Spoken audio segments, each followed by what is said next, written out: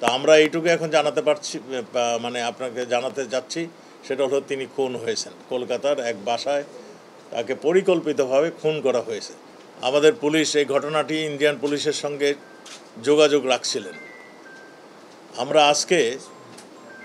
আজকে সুনিশ্চিত হয়েছে সকালবেলায় ভারতীয় পুলিশ জানিয়েছেন যে তিনি খুন হয়েছেন।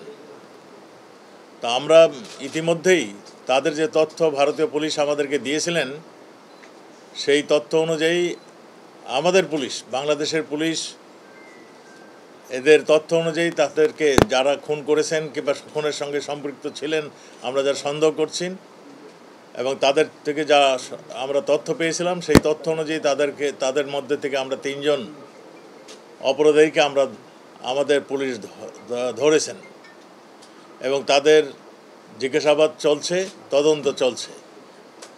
আপনারা জানেন ওই এলাকাটা একটা সন্ত্রাস কবল এলাকা, ওই ঝিনাইদহের এলাকাটা, ওই সীমান্ত এলাকা। আমাদের আনার সাহেব সেখানে মাননীয় সংসদ সদস্য হিসাবে তিনি দায়িত্ব এইবারও নির্বাচিত হয়েছিলেন। চিকিৎসার জন্য তিনি যাওয়ার পরে এই ঘটনাটি ঘটে। তা আমাদের পুলিশ এটা নিয়ে তদন্ত করছেন। আমরা শীঘ্রই খুনের মোটিভটা কী ছিল আমরা আপনাদেরকে জানাতে পারবো। এবং ভারতীয় পুলিশ আমাদেরকে সর্ব ধরনের সহযোগিতা করছে। আমাদের কাছে যা ইনফরমেশন, আমরা আরও ইনফরমেশন যখন পাবো তখন আপনাদেরকে আরও তথ্য আমরা জানাতে পারবো।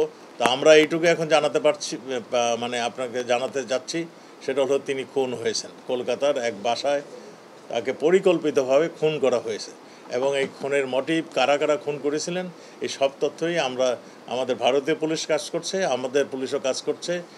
যেখানে মানে ইন্টারন্যাশনাল ওয়েতে যতখানি প্রয়োজন সবগুলি আমরা ব্যবস্থা নিচ্ছি। আপনাদেরকে ধন্যবাদ। এই তো এটা আমাদের কাছে যে সমস্ত তথ্য আছে, তথ্যগুলো আমরা প্রকাশ করছি না। আমরা বলছি তদন্তের স্বার্থে আমরা অনেক কিছুই এখন আমরা বলবো না।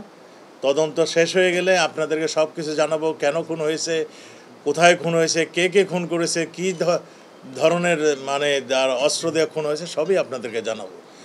মরদেহটা এখনও আমাদের হাতে আসেনি।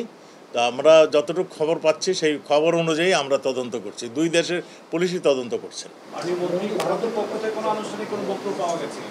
ভারতের তো পুলিশ আমাদেরকে জানিয়েছেন তিনি খুন হয়েছেন, এটা সুনিশ্চিত। মাননীয় মন্ত্রী, যে 3 জনকে আটক করা হয়েছে তারা এখন কোথায় আছে বর্তমানে? আমাদের পুলিশের হেফাজতে রয়েছে এবং তাদের জিজ্ঞাসাবাদ হচ্ছে, এবং জিজ্ঞাসাবাদ হলে আমরা তো বলছি আমরা তদন্তের স্বার্থে অনেক কিছুই এখন আমরা বলতে পারছি না। আমরা খুব পজিটিভ ওয়েতে তদন্ত চলছে এবং আমরা সুনিশ্চিত যারা এই খুনের সঙ্গে জড়িত তাদের উদ্দেশ্য কী ছিল আমরা সুনিশ্চিত সেগুলো আপনাদের প্রকাশ করতে পারবো।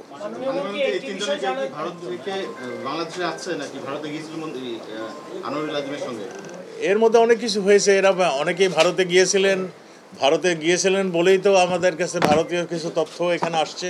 আমরা সব কিছু মিলে ঝুলেই আমরা তো বলেছি ভারতের পুলিশও আমাদেরকে সহযোগিতা করছেন এবং আমাদের পুলিশ আপনারা জানেন অত্যন্ত দক্ষ পুলিশ আমাদের।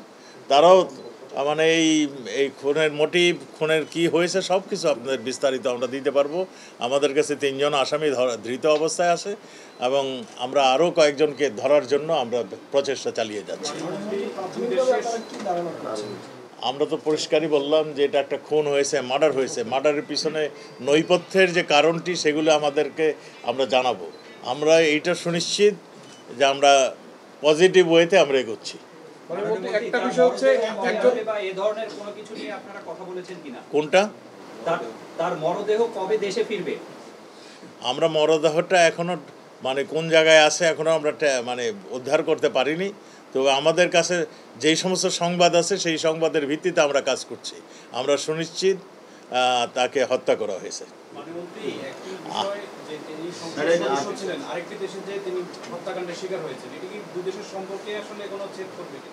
না, আমাদের সঙ্গে ভারতের সঙ্গে একটা বন্ধুত্ব রয়েছে। ভারত আমাদের সব ধরনের কোঅপারেশন করছে। তিনি চিকিৎসার জন্য ভারতে গিয়েছিলেন এবং আমরা মনে করি ভারত সরকারের এখানে তাদের যে দায়িত্ব সেটুকু তারা করছেন আর এইখানে মানে সম্পর্কের ফাটল ধরবে এমন কোনো ঘটনা ঘটেনি, কারণ ভারত সরকারে ভারতের কেউ এখানে জড়িত হন নাই। যারা হত্যা করেছেন এখন পর্যন্ত আমাদের কাছে যা ইনফরমেশন, আমাদের দেশের মানুষই এর সঙ্গে জড়িত। একজন মাননীয় সংসদ সদস্য তিনি 12 তারিখ মানে অনেক দিন হয়ে গেছে, তার পরিবারের পক্ষ থেকে বলা হয়েছিল তার কোনো খোঁজ নাই। মানে আমরা এটা কেন আসলে ট্রেস করতে পারলাম না? এত বড় একটা ঘটনা, উনি একজন সংসদ সদস্য। আপনি ট্রেস করতে পারিনি, এটা কথা ঠিক না। আমরা কিভাবে এতখানি এগিয়েছি, আমরা তো কতখানি এগিয়েছি আমরা তো এখনো জানাচ্ছি না তদন্তের স্বার্থে। আমরা এটুকুই বলছি, আমরা উদ্ধার করব, সেই জন্যই আমরা অনেক কিছু জানাচ্ছি না আপনাদের।